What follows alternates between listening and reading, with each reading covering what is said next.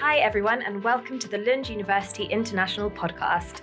On the show, we aim to give you a taste of what international student life at Lund is like, as we speak to current students, alumni, teachers, and many more special guests.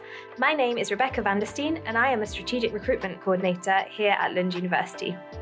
In today's episode, we're going to focus on common application questions, and today in the studio, we have our lovely student representative, Marie. Hi, Marie. Hello, my name is Marie Morales. I'm from Costa Rica. I'm a current student at the Mathematics Bachelor program, and I also have the amazing opportunity of chatting with many prospective and newly admitted students in the Unibody platform. Exactly, so you're in a great position to contribute today, Marie, so we're really glad to have you with us. We probably both get asked a lot of questions about studying at Lund, although with slightly different focuses, because obviously in your role with Unibody, you see questions regarding studying and life at Lund, and my area of speciality is the study application process itself, which is what we're going to focus on a little bit today. But I'm also hoping that at certain times you will feel free to kind of add your own experience as somebody who's been through this application process not that long ago. So we will get started with some of our questions that we have here. And we're going to start off today with some questions about the general application process. So a common question, of course, maybe the most important question, is how do I actually apply to an international degree program at Lund University? And I think that the most important part really of that is to start off with to make sure that you understand which program is actually most suitable for you in terms of what are you most interested in and also what are you eligible for. So we will talk a little bit more about eligibility shortly, but the best thing that I can recommend to do as a staff member is to go to the website lunduniversity.lu.se and to find the programs that we have listed there. And just start having a look on the program pages, see which ones you're most kind of drawn to, I guess you could say. And then go ahead and read carefully what it says on that page. And then you have to sign up for an account with our national admission system, universityadmissions.se, which is the other important website to note. And then that is where you will actually apply for your program. So, Marie, did you find this complicated at all, this process? I know it's a bit weird when we have these two different places where we get information. We have our website and then we also have universityadmissions.se. But when you applied, was there any issues or like problems with that website, or was everything pretty smooth? I would say everything was super smooth when it came to the application process. Even though they're two different websites, I feel like they all have the same information when it comes to requirements, which is the thing that you worry about the most. Am I qualified for this? But they both had the same information. So to me, it was very nice. Yeah. Great. That's wonderful. And did you actually apply to multiple programs? Well, during my time, I applied for Lund more than once. So yes, at some point I applied to more than one program, but it was super smooth as well. The way that you rank the programs is very intuitive. So I had no issues with that, yes. That's great, because I think it's just important to note here that you can apply to multiple programs. For bachelors, it's up to 8 programs, and for masters, it's up to 4 programs. And you do that through universityadmissions.se. And as we've just mentioned, you have to rank the programs. So you have to choose what is your top choice and then some backup options. So people often ask us, can I apply to multiple programs? The answer is yes. But the important thing to note is you have to pick your favorite program as your top choice and then think of the others as backup options, because the thing that sometimes students don't understand or applicants don't understand is that you will only be admitted to one program. So if you are admitted to your first choice in your ranking, you will not be considered, like all of the others will actually be deleted. So if you're not admitted to your first choice, then you get considered for your other choices. But it's very important that that first choice is the one that you care most about. So, okay, let's see what other questions we have here. Okay, so we have a question here about the application deadlines. And I think it's very important to know that these deadlines are very strict. So we can answer that one very easily. The question is, what is the application deadline for the program I'm interested in? Well, all programs pretty much that are open right now with a deadline of 15th of January 2024. So it's important to make sure that you have gone on to universityadmissions.se, selected your programs and applied by the 15th of January. And then we have a couple of extra weeks where you can actually submit any documents that you haven't yet submitted. And then the second deadline is 1st of February, and that is the document deadline. And again, it is so important to note that that deadline is not flexible. You must give in your documents by that date. And that is actually something that I think you had some experience with, Marie, in terms of getting your documents for, yes, for that deadline. I would say that the hard part about the documents was actually getting them from my country. So we have, of course, different institutions, and sometimes you have a hard time understanding when you actually have to translate the name of the document that you need. So you have to do this with time, of course, and you have to go and search up what is it that you really need, and just make sure that you have the correct document for your application. And of course, as Becca just mentioned, just make sure that you have them before the deadline. It is very important. As she mentioned, it's not flexible, but if you do it with time, I am sure that you will be able to find everything you need. Yeah, exactly. So we will come back maybe to some more questions around the documents later. Okay, so now we're going to go into some common questions around the programs. And one of the most common questions we get is, how can I find information about the specific international degree programs offered at Lund University?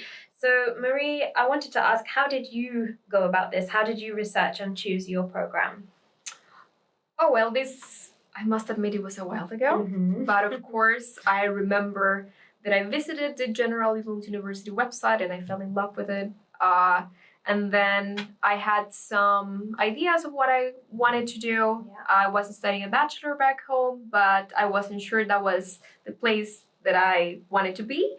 So I started researching more about the area that I wanted to develop myself in, which is mathematics. So, of course, I went to the mathematics program website and I was able to see the overview of the program. They would explain which type of compulsory courses and elective courses we have, and of course the very important requirements that you need to be able to study this program. So of course during this time is when you start wondering, oh, do I have the qualifications for this? And how do you translate these qualifications? Because of course, if you are reading this in English and you come from a country that English is not the native language, you start wondering, is this the name of the thing that I actually need? Right, exactly. It's complicated. And I think because you were applying for a bachelor's program. Correct. And like a common question is, once you've found these programs, what are the entry requirements for the program? And then once you've found the entry requirements on the page, what do these mean for me? Like you were saying. Exactly, yeah. So for bachelors, it can be particularly confusing because we always list those as the equivalents in the Swedish high school system. And that obviously makes no sense to many people because they're not in the Swedish high school system. Yeah. So they have to translate. And one little tip that I think I can give is that many countries now on the university admissions website, universityadmissions.se, you can go to the page for the requirements for either bachelor's or master's and then look at the country-specific guidance. And many of those pages now have started to list the relevant qualifications for you, what those high school qualifications in Sweden mean when translated into your local qualifications, which can obviously be very helpful. However, not every country has those listed at this time. So please feel free to ask us, like if there is something where you're really wondering, like, what does this mean for me? You can always contact us and we'll be happy to help you. I don't know whether you ever contacted us, Marie, but I think you can probably vouch for this. Yes, I was able to check that website for Costa Rica in particular, and I was able to see the name of the high school diploma that I needed. I see. And it was in Spanish, so it was super helpful. I was like, yes, this one is right. On the other hand, I feel like I asked so many questions to degree studies at lu.se because even though you know the name, sometimes you want some reassurance. Exactly. But we love that. That's what we're here for, literally, to answer those questions. So please do contact us if you have a question like that. We're happy to help. For masters, if you're applying for a master's, it's often a little bit easier because the requirement is a little bit clearer. It's usually listing a bachelor's in a certain relevant topic, for example. Sometimes people get a little bit caught up on the ECTS, the credits. But if you search online, you can actually find quite a lot of ECTS calculators, which will help you to work out how many credits you have in specific subjects. Because many of our master's programs do require you to have studied really specific subjects in the past, which is obviously something that you need to check when you apply. We do get a lot of questions on this topic. We get questions about whether there are any prerequisite courses, and that's exactly what I was just saying. You have to check on the website, on the program page, and look carefully to see whether or not there are any specific credit loads or courses that you must have studied before you apply. So, now I think we'll talk a little bit about language proficiency. Now, I'm curious actually, Marie, did you have to, because you've mentioned now that you had to translate some of your qualifications, so did you need to take an English test, or were you able to prove your English proficiency in another way? Unfortunately, I was not able to prove the English proficiency with my past education, but I was able to take the TOEFL test. Great. Yes, yeah. And it was very straightforward. I think that part was actually very easy. Yeah. Cool. That's good to know. And that's reassuring because I know lots of students get a bit nervous about that. But I was definitely a bit nervous of, can I speak English really for that test? But in reality, they just check that you have enough for conversation in an academic setting or just in a very informal setting as well. I am sure that if you think that you know how to speak English, you will be able to ace that test. Yeah, exactly. Yeah, that's really, really nice to hear. And that is a question that we get a lot is, what are the accepted tests? So you've mentioned TOEFL. Also, IELTS is a very common one. And we also have on the university admissions website a list of other alternative tests as well. So don't worry if one of those is not offered locally to you. You can have a look and see which ones are available. And another common question we get on this topic is, are there any exemptions from the English language requirement? Well, this is a somewhat misleading question in a way because everybody must prove that they have English proficiency. So there is no exemption to speak of. However, as we've kind of hinted at now, there are sometimes a way to prove your English through your previous studies rather than through a test. Right. But this depends on where you studied, which country you studied, whether the language of instruction was mostly English or not. So if you come from a country where most of the time you're learning in English, it may be possible, but you need to go to universityadmissions.se and check whether this is allowed from your country of study. And one thing, if you have to take the English proficiency test, is that you should do it with time too, because they take several weeks to give you the result. So just make sure that you book it with time. Exactly. Very good tip there. We have had from, sadly, quite a few students who left it a bit too last minute, and then maybe they just missed out by 1 mark or something, and those marks are very strict as well. There is a bit of a theme developing here. The deadlines are strict, the marks are strict. We really need to see what we ask for, so that's very good to know. Okay, so now we're going to come on to a little bit more specific things around the documents. We already started to talk a little bit about this, about the documentation, and I think the main thing that I want to stress here is that this is very individual to each student and each program. So we already kind of spoke about this a little, that you have to check on the program pages what eligibility requirements there are, but also on those pages will be listed certain specific documents to submit. Now, you were applying for a bachelor's program, Yes. right? So that means that you didn't have to submit any additional documents such as like statement of purpose or CVs, things like that? I didn't. Yeah. Okay, so that at least was quite straightforward. Yeah. But for those who are applying for a master's, they may need to submit something like that. For example, many of our programs do require a statement of purpose, and those are actually some really for me, I love that when they ask for this personally, because I think that it's an opportunity to like show a little bit more about yourself. And like, even though I know that you didn't have to write one of these personal statements, then I'm sure that you like thought through before you studied why you were interested in studying mathematics, for example, and what you kind of wanted to bring to that. And I think that's the main thing that I would say is if your program requires a statement of purpose, then take some time to really consider what is your motivation for this particular program. And like that is one of the things that I kind of try to get students to really think about as well, is like not only, for example, the field of mathematics, but what is special about this particular program here at Lund. So I don't know if you kind of reflected on that yourself when you were applying. Yes, I did. Lund University is very special in many ways. And one of those aspects that I feel is one of the fundamental pillars of what we have here is the interdisciplinary studies and how you can learn about more than one thing at once. Of course, I am very interested in math as for using mathematical tools to solve the very difficult challenges that we have nowadays, especially when it comes to sustainable development, for example. And Sweden is a really good place if you want to learn about sustainable development, by the way. So to me, I wish I was able to submit something related to why I wanted to study, because I really fell in love with the university and what the program had to offer.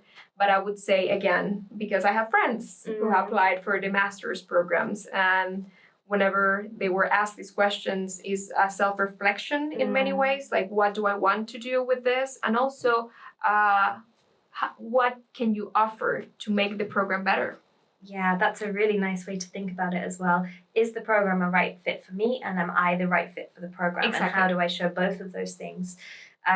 So yeah, like it's definitely worth checking to see whether your program does require this statement of purpose. And then, as we've both kind of said, it's worth really reflecting on this before you write. I mean, this is just a good example of like what you might start to think about. It's not like when you're listening to this, don't think, okay, well, I will write that I like the interdisciplinary nature of, but it's more just to like show the kind of way that you can think when you are requested this document, for sure. Yeah, definitely. What is important to you as an individual and as a student? And that's actually, I mean, this is a slight side note really, but that's actually something that I think is worth noting about Sweden in general and the university here itself, that there is this kind of holistic interest in the person who's studying. Absolutely. Like, what are you actually interested in on a wider level, and who are you as a person? So this is a great opportunity when you get to submit something that shows that.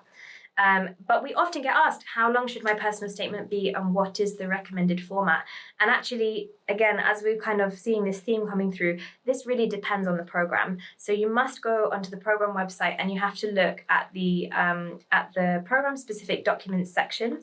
There will be guidance there on exactly what you must do. Some programs require, for example, one-page letter that you're quite open to write however you like. But some programs, have a very specific template with very specific questions. So the best thing is to go onto that program page and have a look in order to answer that question.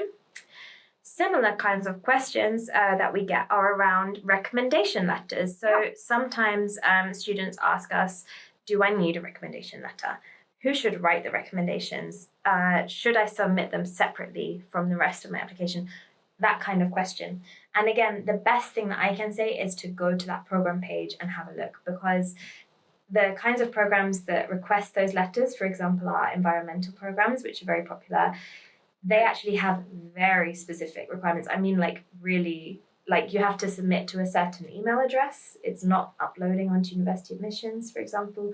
So it's very important to really go deep into this when you're applying. And when in doubt, check the program's website. Exactly. That's the message that we're going to keep going on, I think. Okay, but yeah, so that's one area of the documentation is the program-specific documents. And then, of course, there's also things such as transcripts, degree certificates, things like that. And again, this will also depend a lot on where you previously studied. So I know that when you applied, Marie, you didn't actually submit. So normally when you apply for bachelor's, you submit your high school qualifications. Correct. But in your case, you actually had to submit some of your bachelor's studies. Is that correct? Correct, yes. My high school back home didn't give me enough of the qualifications that I needed to be accepted in a program here in Sweden, especially for mathematics. So I was taking another bachelor back home, as I mentioned before. Thankfully, it was from a similar area. So I was able to take advanced mathematics courses back home that gave me the minimum requirements to get here and to just be able to meet those requirements. So as Becca's been mentioning, this is very country specific, but also very individual specific. So you have to figure out your own path on this. And again, if you are ever wondering about if this is going to work for you, you can always reach out to degree studies or the program coordinator. Exactly. Yeah, and that's a good point, actually. The program coordinator can often answer some general questions. They tend to not want to actually assess you, because the idea is that you should submit your application. Exactly, and then they didn't have time to look before people formally apply. But still, they're a good resource, I think, especially when you ask general questions for them about the program. Actually, one of the things that I asked the program specifically was if they could tell me the contents of the Swedish high school requirement for math.